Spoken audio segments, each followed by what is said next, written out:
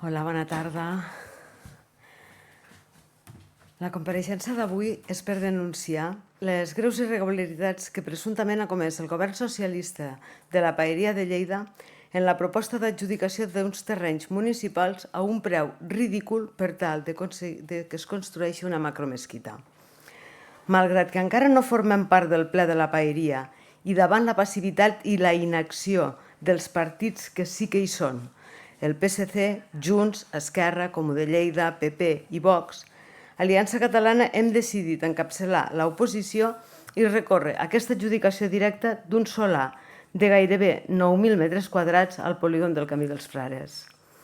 El butlletí de la província de l'1 d'octubre anunciava una concessió per 50 anys i un cànon de només 50.000 euros totals.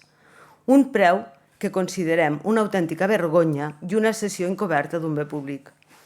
En les al·legacions que hem presentat, assenyalem defectes formals, manca d'informes perceptius i l'absència d'estudis tècnics sobre l'impacte urbanístic, la mobilitat i l'aparcament que generaria un equipament en aquestes dimensions. Recordem també que l'any 2024 el mateix Ajuntament, governat per PSC i amb la complicitat de Junts per Catalunya, havia licitat el mateix solar per concurs públic.